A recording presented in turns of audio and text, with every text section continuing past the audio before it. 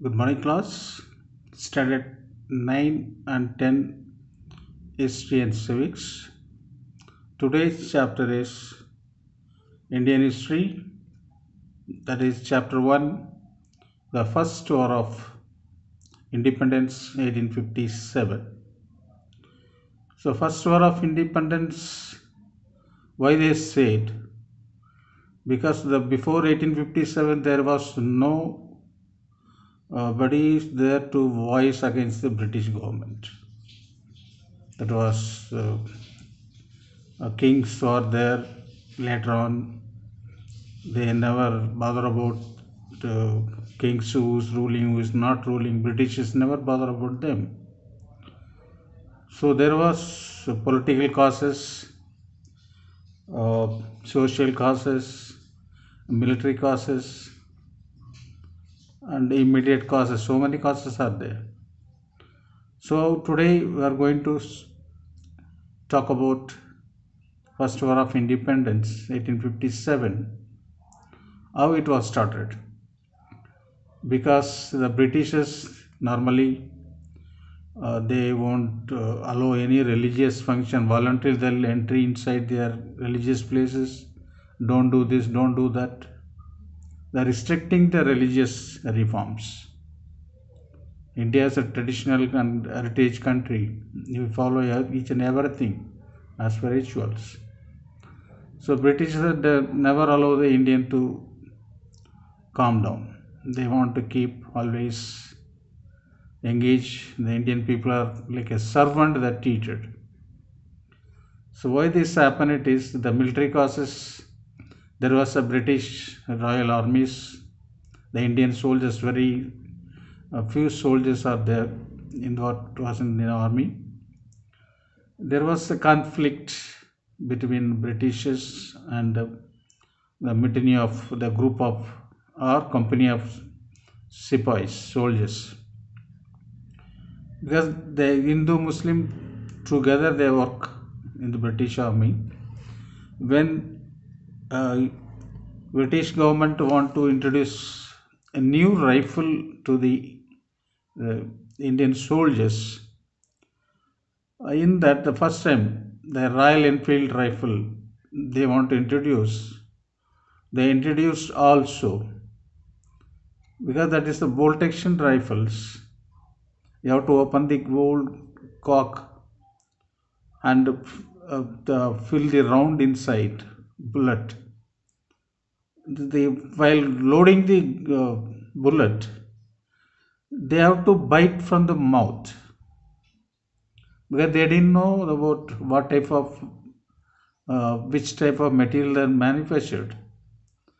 So finally, the Sepoys came to knew that this cartridge, the rifle cartridge, is made of cow pig fat and pig fat. So the Hindus worship cows, and the Muslims had the pigs. So the sentiment has been raised. So that was the military causes happened. If you see Mangal Pandey in the picture, Mangal Pandey in the Amir Khan picture, based on this first war of independence only, that picture has made in the picture. So let me talk about the political causes. What are the political causes are there during first war of independence? This is important. You have to learn for your exam political causes, social causes, military causes, economic causes, immediate causes, and consequences of impact and drawback of the first war of independence. This is only for your exams. Other than nothing going to come. This is your syllabus. So first let me explain the political causes. The policy of expansion followed by the British in India. The policy of doctrine of lapse employed by Lord Dalhousie. The policy of expansion means what? The East India Company was there. They proclaimed in 1858 by Victoria, the East India Company come to end, and the British government from England that took over as a British government to rule over India. 1857, before it was a British East India Company, they are ruling. Wherever they keep the leg, that place is for them. They have to pay for the landlord, whoever it is, they have to pay for tax for the East India Company. Likewise, the policy of doctrine of lapse employed by Lord Dalhousie. What is the doctrine of lapse? Doctrine of lapse means the person kings who passed away, who has been no more, his property without, is not a government property, is a private property, without any notice, this doctrine of lapse will be applied to them. Automatically go to the government. It won't come to the government, what do you call, their families. Government automatically take over. If his father died, son have to claim the title? No, they won't give. That's not eligible. Lord Dalhousie brought these rules. Doctrine of lapse. No hereditary, no title, no crown. Once the crown died, that property come to the government attachments without anything. Because they are ruling, they are government, whatever they say, they have to follow. The next one, treatment given to Nana Sahib and Rani Lakshmibai. Nana Sahib is a great Maratha warrior. He has been captured and has given pension also. His son, adopted son, is the Peshwa Rao II, not given title to him because the annexations happened. It is doctrine of lapse applied. Next, annexation of Awadh. Awadh in North Indian side. That place completely taken over by the Britishers without any notice, any letters. They just captured that annexations. So many states are annexed. Wherever they keep, that state belongs to them. Likewise. Next, the disrespect shown to the Mughal Emperor Bahadur Shah Jafar. Bahadur Shah Jafar is the last emperor, Mughal emperor, to rule India, Delhi. He was the last Mughal emperor. He was treated like ill-treated. They given the pension, then his son was there, not given. The red porters only. They are not given anything. Next, absentee sovereignty ship of the British. Anything is happened, only Britishers. Indian never allowed to do that. The first policy of expansions, what they did, first the Battle of Buxar, 1757. The Buxars happen, it is due to native Indian states was one of the major grievances of the Indian rulers even since the Battle of Plassey, June 1757. The East India Company's territorial power increased rapidly. The British tried to expand their political power in India by 4 ways, that is, by outright wars, by the system of subsidiary alliance, by adopting doctrine of lapse, and on the pretext of alleged misrule. These 4 tactics they are used against the Indians. By outright wars. What is the outright war? To expand the territorial power in India to safeguard their economic and political interests the British waged many wars. The Battle of Buxar 1764 established the British as a masters of Bengal. Bihar, Orissa as a result of other sources. Even the date which was given this, the Battle of Buxar 1757, that is Bengal, Bihar, Orissa, Mysore. Bengal, Bihar, Orissa, three states. Then second war, the Anglo-Mysore Wars, that is 1767 to 1797, that is Mysore. Third Anglo-Maratha War, 1817 to 1818, Peshwa's entire dominations on all Maratha territory, north and south of the Narmada River. Fourth one, Second Anglo-Sikh War, 1823 to 1856, that is Punjab. Next, subsidiary alliance, Hyderabad, Hawa, Tanjore, Surat and Carnatic. These are the state subsidiary alliance. Third one, by doctrine of lapse, that is Satara, Jhansi, Jaipur, Sambalpur, Udaipur, Bhagat, Nagpur, Berar, Berar, by alleged misrule, that is Avar. So these are the places that captures. If you see the textbook, that clearly they mention in these 2 pointers. Let me this using of doctrine of lapse, Lord Dalhousie, the Governor General of India, annexed many Indian states to company using the doctrine of lapse. According to this doctrine, heirs adopted without the consent of the company could inherit only the private property of the deceased ruler and not his territory, which would come under the company's rule.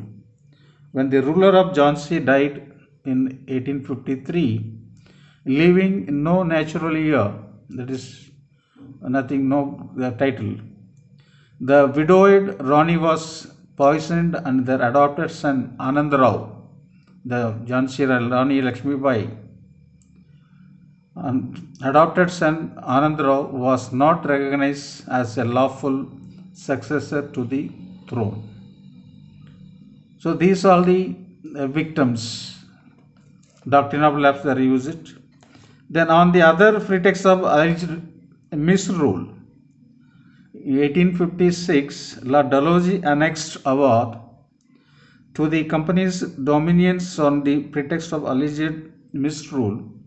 The annexation of Awadh was arbitrary, as the British seemed to have broken their promises made to the ruling chiefs. This caused resentment among the Indians and general, and Awadh in particular. So next, disrespect shown to the Bahadur Shah. Why they shown the disrespect to the Bahadur Shah? Bahadur Shah, the Mughal ruler, was under the protection of the company and received pension from the British. In 1849, Lord Dalhousie announced that successor of Bahadur Shah Jafar would not be permitted to use the Red Fort as their palace. They were required to shift to a place near the Qutub Minar. In 1856, Lord Canning announced that after death of Bahadur Shah, his successors could not be allowed to use the imperial titles with their names and would be known as mere princes. The decision of the British hurt the feelings of Muslims. Consequently, Zeenat Mahal, the wife of Bahadur Shah, began plotting against them. So treatment given to the Nana Sahib and Rani Lakshmi Bai.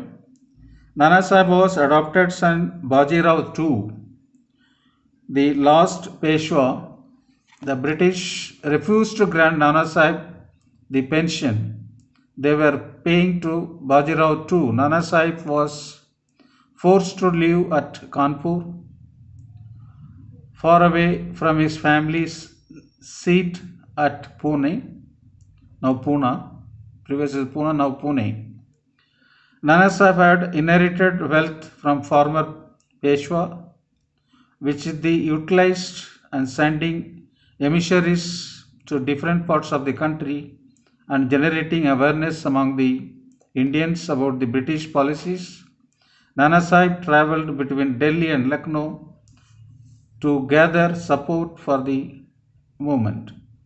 Rani Lakshmi Bai Jhansi, who became the victim of doctrine of lapse because became a bitter enemy of the British as her adopted son was not accepted as heir to the throne. The other Indian rulers who were not adversely affected become suspicious lest they should meet the same fact.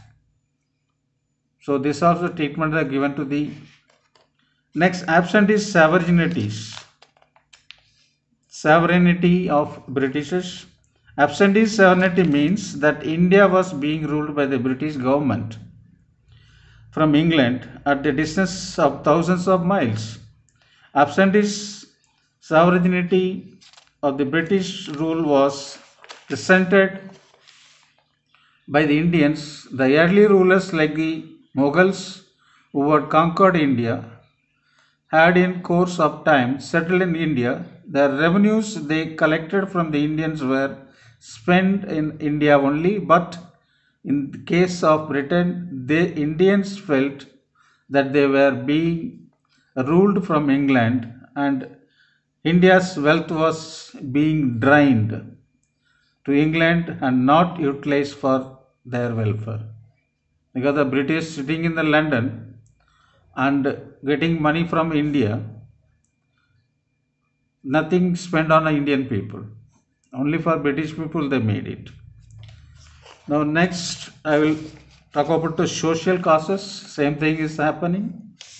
Introduction of social reforms like abolition of sati, forbidding child marriage, infanticide, polygamy, and legislation of widow remarriage. Polygamy means having more than one wife or husband at the same time, called polygamy. Polygamy. Next, introduction of railways and telegraph lines. This also Indians are utilized. Now we are utilizing all to Indian railways, the Indian telegraph, telephone industry likewise. Previously it was they laid railways for transportation, but Indian people got scared. Why they putting railway track? Because they never seen the railway track anywhere. There was no TV to watch India's. Because Britishers they introduced the railway lines. The people thought if we do anything against the British, they will make us sleep on the track and train will go over there. Like that scary was there. The telegraph poles, to communication purpose they made it, but Indian people thought if we do anything wrong against the British, they will hang in the telephone pole. So that was the scary moments of the people. The policy of social discrimination followed by the British, because the Indian people they shot like a slave. They treated as a slave type. So India also got angry on that untouchability type. Now religious causes. Interference with the local religious and social customs of the Indians. If any festival, any religious function is having in your village or something, suddenly they will come to why you are doing with who permission you are asking. Likewise, they interfering all the ways. The introduction of Religious Disabilities Act 1850, which changed the Hindu law of property and allowed to convert from Hinduism to other religions to inherit the property of one's father. This was regarded as an encouragement to give up one's religious faith. So they want to convert into the Hindu to Muslim, Muslim to Christian type. So many things are they made it.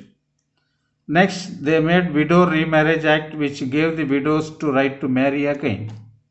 Those time the people Indian, once husband died, the wife, the widow never get married.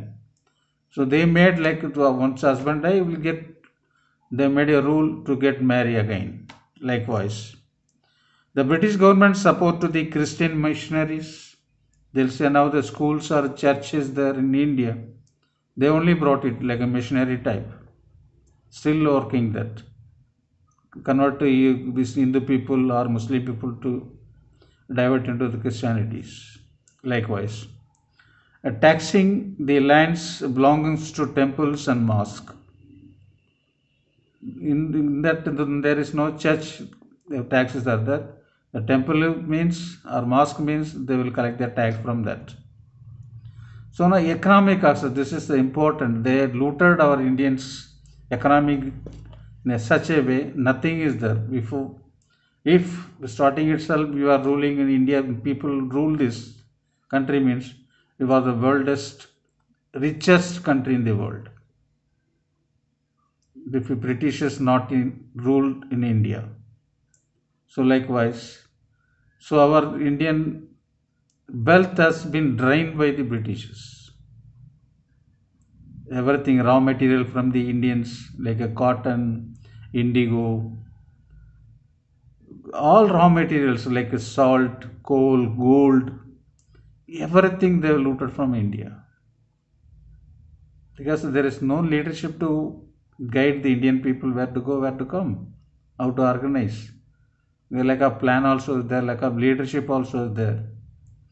So economic causes. India was made an agricultural colony of Britishers through which they acquired cheap raw materials of their industry in Britain and a big market to sell their finished product at higher rates. Because some people like foreign goods. Those days Indians were wearing only the wave, the cotton, khadi, normally khadi cloth. They used to wear it. But when a British came, they brought the England item to India. It will be machine-made items. Here we are all made in hand only, and handicraft work. So that also is spoiled that. Drain of wealth from India to England, for which India got no proportionate economic return. There is no return given to the India. A decline of traditional Indian cottage and handicrafts industry. Completely destroyed the cotton industry and handicraft work. Daily wages.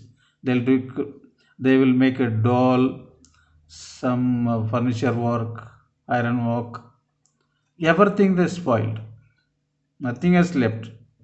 A miserable condition of peasants caused by exorbitant, extra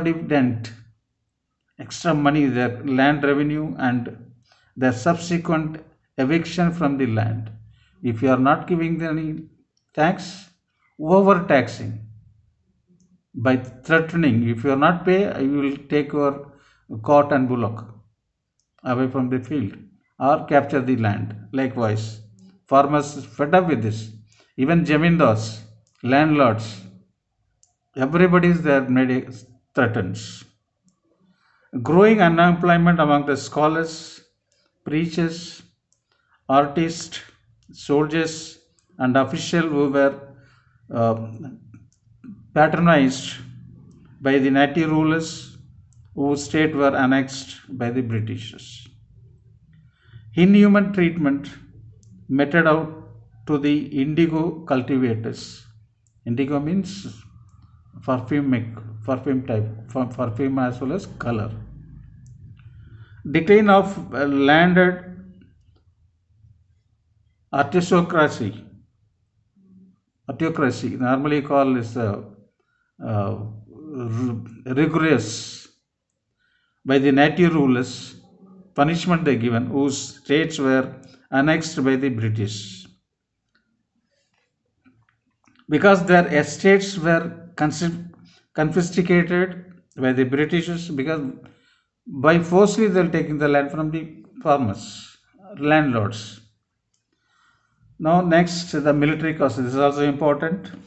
As I told you, introduction of the Enfield rifle, then low salary. So the Indian soldiers given up to Subedar Major, Subedar rank itself. Indian people wherever they want, like the service enlistment list, all the soldiers should serve out of India, overseas. They have to serve. Likewise, the condition they made it. First point, the Indian soldiers were poorly paid, ill fed, badly housed, and not allowed to wear their caste or sectarian marks. They are not allowed to anything like a Muslim cap or Hindus wearing topis or whatever the cult, everything they are spoiled. They are not allowed to wear.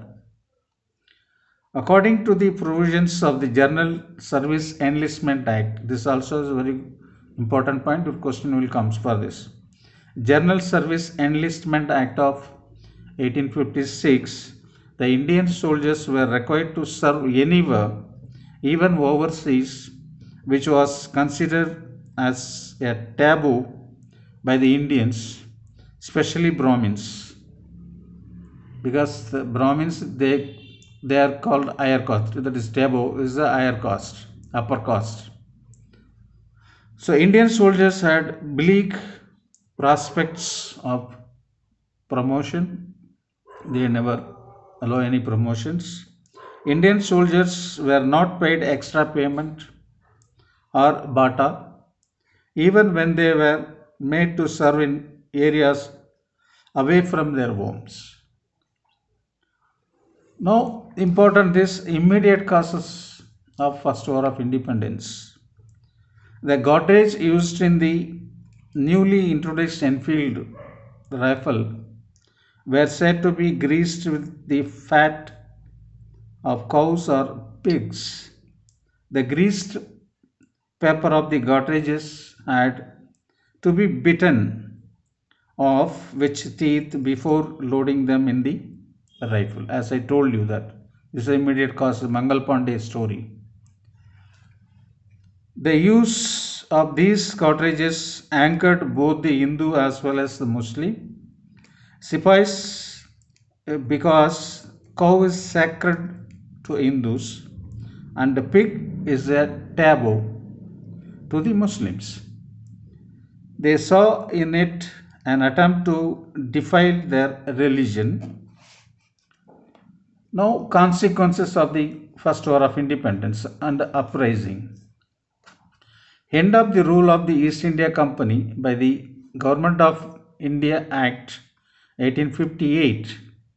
The British Crown assumed the direct responsibility of the Government of India by the Queen Victoria's proclamations in 1858, as I told you earlier. Reorganization of the Indian Army to prevent the reoccurrence of another uprising like Enfield rifle problem. Salaries less. Likewise, Indian soldiers. End of the era of territorial expansion and economic exploitations. Abolition of Peshwaship. End of the rule of Mughal dynasty. The last Mughal dynasty was Bahadur Shah Jafar. He is the last man, Mughal Empire. Now you will see drawbacks of the First War of Independence. Causes of failure. This is important. A lack of planning. There is no planning, no leader to guide the Indian people. That's what is happening. lack of planning, organization, and a centralized leadership. This is important. Lack of common goal except for the anti-foreign sentiments. There is no aim. Struggling for freedom, we want a freedom. But they are not the anti-foreigners go out, foreigners go out. There is no motto on that. They fight for independence. That was not there. Superior resources of the British in terms of men, money, and materials. The British had the telegraph, the postal system, and other means of communication under their control. Lack of nationwide dimension. Some of the rulers of Indian state remained loyal to the British and helped them in suppressing the movement. Some section of the Indian society, like the big merchants, the moneylenders, some jamindars, and section of educated Indians, did not support the movement. The beginning of the uprising before the fixed date, that is May 31st, 1857, disorganized the whole movement. So this was the chapter of the First War of Independence. If you see your textbook, you will see everything in that proper way. Only take out the points. So main your heading is political causes, social reform causes, military causes, economic causes, immediate causes, and drawback of failures. These things you have to remember for your examination. Rest of story is not necessary. So important leaders of the First War of Independence: Bahadur Shah Jafar, Delhi; Rani Lakshmibai, Jhansi, that is Gwalior, Madhya Pradesh; Kunwar Singh, Bihar; Maulvi Ahmadullah, Faizabad; Begum Hazrat Mahal, Lucknow; Begum Hazrat Mahal, Lucknow; Nana Sahib Azimullah, Kanpur; Tandya Top, Gwalior; Rao Tularam, Haryana; Surendra Sai, Sambalpur; Khan Bahadur Khan, Bareilly. So these are leaders of Mughal empires who are ruled during the British periods. After 1857, there won't be any king or Mughal empires been ruled in India. Good morning, class. Stay safe, stay home.